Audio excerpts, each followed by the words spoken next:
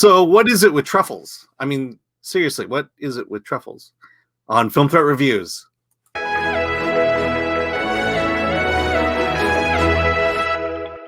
I'm Alan Ning. I was Zorianna Kit, and today we review The Truffle Hunters. Deep in the forests of Piedmont, Italy, I don't know if that's how it's pronounced, a handful of men, 70 or 80 years old, hunt for the rare and expensive white Alba truffle. This is a documentary from directors Michael Dweck and Gregory Kershaw. This is an interesting documentary. It's about truffles, but it's not really about truffles, though it is about truffles. What did you think about The Truffle Hunters? Well, the reason I wanted to see this documentary is because I am obsessed with truffles. I put truffles on as many things as I can. I have truffle salt. That's white truffle salt, black truffle salt. I have truffle powder. I have truffle almonds. I have truffle tomato sauce, like truffle powder, truffle macaroni and cheese. Like, this is an obsession of mine. Not a day goes by where I'm not eating something that has truffles in it. So then answer my initial question. What is it with truffles? There's something about the taste that I just find so amazing. It's quite potent, it's quite powerful, but there's just the taste is there's nothing like it for me. Some people don't like it. For some people it's too pungent. But man, oh man, like truffle oil as well. I have that. I put it on everything. Like, just every dish has, just get some type of truffle something in there for me. It's I will say I am on the other side of the spectrum. I've never had truffles. So I have zero context other than what I watch on like Top Chef and anything Gordon Ramsay does. I see the truffles. I hear about how expensive it is. In this documentary, you learned where they get it from and just kind of the business and economics of truffles. But that's just one of these delicacies that I haven't quite partaken in yet. Oh, it is something else for me anyways. But you're right. Truffles are not cheap. And so it is quite it was very interesting to watch this documentary because I learned a lot about where, the food chain of truffles. Mind you, I have been to Italy and I have had truffles there. So I'm somewhat familiar on a surface level how this all goes down, but to actually see this entire A through Z thing was quite astounding, especially since this isn't a traditional documentary. There's not a single talking head here. There are no explanations here. You're just kind of plunked into various people's lives without any preamble, without any exposition, and you just kind of have to figure it out for yourself as to what's going on here. And that was very unusual for me. What did you think? Yeah, I was trying to think about where I'd seen a film like this before. Part of it was I saw it recently at Sundance in this documentary called Taming the Garden, where it's essentially it's a documentary that just puts a camera into certain aspects of an event. And in this case, it was hunting truffles. Taming the Garden was about moving ancient trees from one location on one side of the Black Sea to the other side. It's just a series of medium shots.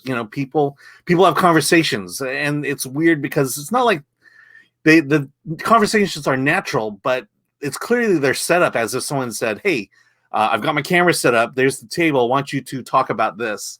And it's cool in the sense that it feels very natural when it happens. And you're not gonna. This is not your typical science documentary where someone says, "Okay, the truffles are this. They grew this way, and they're found this way." It's just this. It's just bringing cameras into this city, this town, who makes its money from finding truffles, and just kind of brings you into, like you said, the chain of chain of, I was going to say chain of command, but chain of possession in a way, where you kind of see the various parts of a trip for a truffle, and a lot of it is spent in that town, and as they discuss the kind of the economics and politics of truffles. The thing that's most interesting here is the relationship between the truffle hunters and their dogs. Yeah. They really are, like, they're the ones who hunt the truffles. Like, they are the truffle hunters without their noses. I mean, there's even, we meet 4 different truffle hunters and their dogs, and their stories are not interconnected at all. They're, individual storylines. And in one of these storylines, the dogs are like outfitted with some type of a GoPro or some type of a cam, where we actually see the hunt take place from the dog's point of view, where there's a lot of panting and a lot of digging.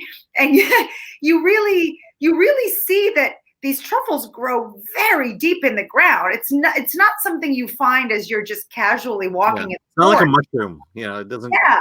And so these dogs with their owners, they all have very, very touching relationships. And all of these hunters are older. We have one that is very upset that it's not like it used to be, and it's now commercialized, and he's quitting, and he's got this typewriter, and he's going to write this letter and explain why he's quitting as he's drinking wine and smoking cigarettes. Then there's this elderly man who likes to sneak out of his house at night with his dog to go hunting for truffles because his wife doesn't like that he's still doing this. And I think the most touching story to me was the one between this man who never married and his female dog is like, he has dinner with her every night. She sits on top of the table, and he has these very deep conversations with her about, like, who's going to take care of her when he's gone. And it is just, it's so touching. But then you also learn about the things that these men really have to keep in mind because it's so competitive. There's these threats of, people are kind of like land grabbing almost. They're not above poisoning other people's dogs. And this other storyline involves a man trying to get certain types of muzzles on his dogs so that it doesn't conceal their sense of being able to smell out the truffle, but it prevents them from eating some potential poison. So just those kinds of things are so far removed from anything about our world that it really was interesting to watch. Yeah. I think another thing that caught me was this, you see the spectrum of the truffle industry. You are at, I believe it's a truffle auction. Or like a commodities explained.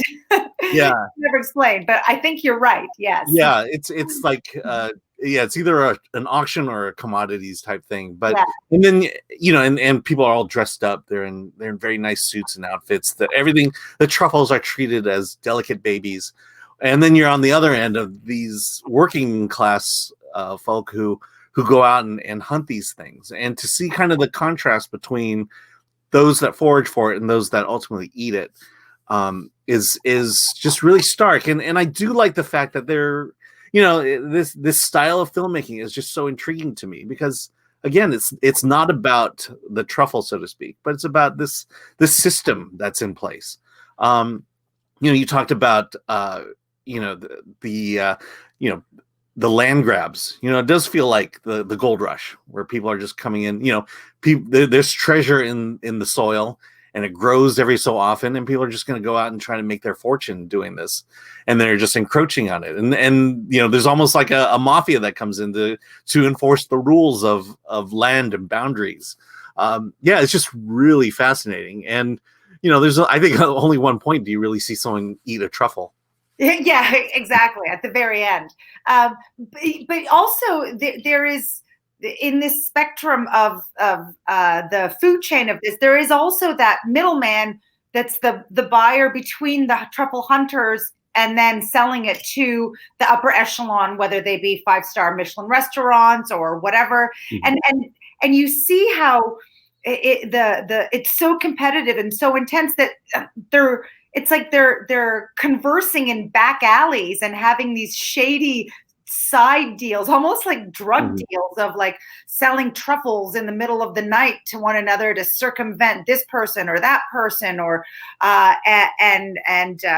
we don't even know really who all these people are. Like the camera really does kind of step back and we don't see too many people up close. And so these deals that then are happening it's so fascinating. And then when you're on that really high Michelin level where you say like it's an auction or whatnot, these truffles are this truffle is placed on this red plush velvety pillow like it's some type of royal thing, so like a jewel, like you would picture like some kind of diamond sitting on this type of pillow in front of an audience of people. And that's the value of something like this truffle, that it is treated like it's a precious jewel or a precious wine, because there's this one seller who is selling to presumably maybe a restaurant buyer, these two women, and the truffles, each truffle is presented in a wine glass. So instead of, stirring the wine and smelling it and tasting it, what they do is they smell this, they take the wine glass and the truffles inside and they smell it from there and then decide if they're going to buy it. So it's such a fascinating process, really, truly. Yeah. Well, I will say this, as fascinating as truffles are, what drew me to this movie is it's basically a study of people. And I really like movies that do that, you take each of these hunters, they're four very distinct people. And as you move up the chain, very distinct people, and you learn about the human condition, you learn about people, who they are, why they do what they do. And that's, it's something that it's drama, but it's the best drama because it's real, and ultimately that's why I like this movie. Yeah. Well, it is shortlisted for the Oscars. I guess we'll find out soon enough if it does get that nomination and keeps moving. But what it's gotten so far has been well deserved, and it'll be interesting to see how it continues to play out during the award season. Yeah.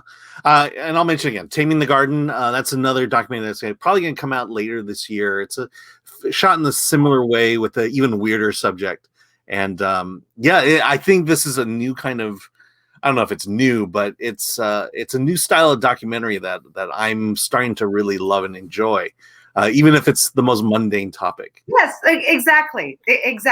It might be a mundane topic, but it's not a mundane movie at all. Not at all.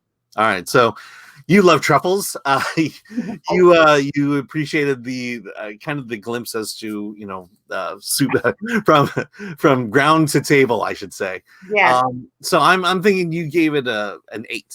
Yeah, I gave it an 8 because there's just so much to be fascinated about, whether it's the topic or the characters that inhabit it, and just the style of filmmaking too. You kind of had to work in trying to figure it out, but not work too hard to the point where you're, it's not something you want to work at. It's like watching a tableau unfold in front of you. So yes, I think 8 seems like a really nice round number for something. It's definitely a recommend for me. I think for someone who, I'm going to have to send you some truffle salt or something, Alan, because you've got to get on board this. It's life-changing taste-wise, seriously. For someone who doesn't know much about truffles and is not into truffles, I'm so happy that you enjoyed this film because of the characters, because that means that, to me, the documentary has succeeded in expanding the scope beyond the subject matter. So I'm glad that it did that for you. And I think you also gave it an 8 because you enjoyed it as much as I did. Yeah, absolutely. An 8 all the way. It's a good watch. And, I want to believe people are going to love it just as much as I am. It's very different. It's a style that I think you'll get used to quickly, and you'll appreciate the value of it. Yes. So with that, be sure to like, subscribe, comment, let us know what you thought of the Truffle Hunters. And with that, let's get out of here.